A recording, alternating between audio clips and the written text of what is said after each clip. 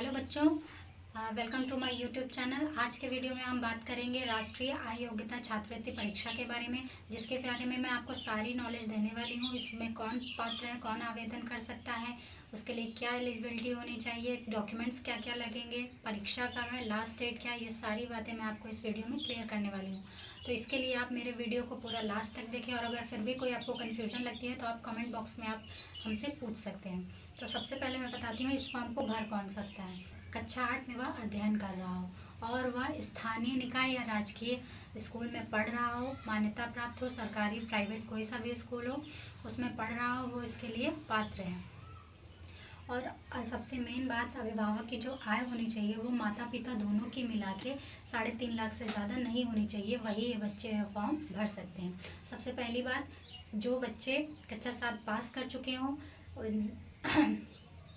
वो 55% के साथ पास कर चुके हों, कक्षा 8 में अध्ययनरत हों। और दूसरी बात, अनुसूचित जाति और अनुसूचित जनजाति के लिए 5% की छूट दी गई है, तो वो इसके लिए पात्र हैं। और दूसरी बात, वो उस स्कूल में सरकारी या प्राइवेट में पढ़ रहा हो, मान्यता प्राप्त स्कूल में, और उनके परिवार की वार्षिक आय 3.5 लाख से ज़्यादा नहीं है।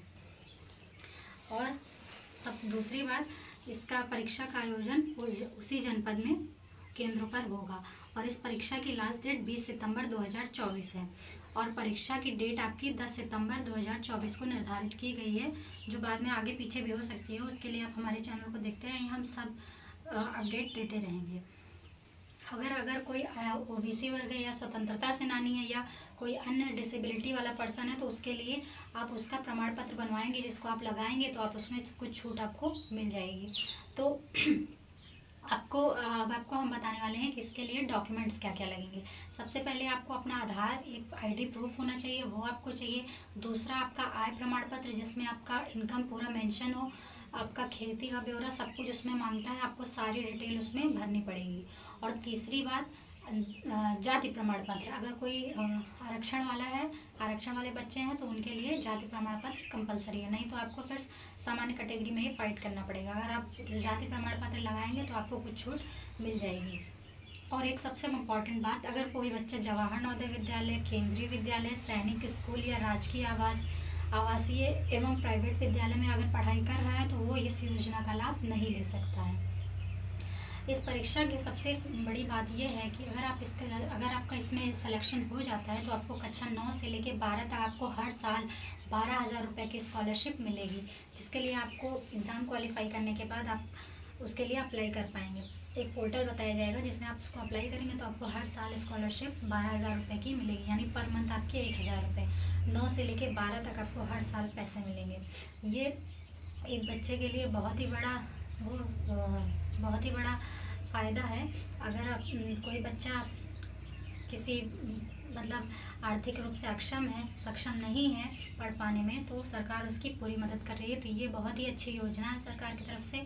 राष्ट्रीय आय एवं योग्यता आधारित छात्र योग्यता परीक्षा में पैटर्न 2 भाग में हो। पेपर का पैटर्न 2 भाग में निर्धारित है। पहले भाग में आपका मानसिक योग्यता परीक्षण होगा, जो कि 90 क्वेश्चन होते हैं, 90 मार्क्स के होते हैं। प्रत्येक प्रश्न 1 अंक का होता है। इसमें आपके रीजनिंग रिलेटेड क्वेश्चन आएंगे। फिर आपका भाग 2 जो होगा, उसमें आपका शैक्षिक अभिरुचि का परीक्षण होगा, जो आपके 90 मार्क्स के ये भी होंगे। टोटल 180 मार्क्स का होगा।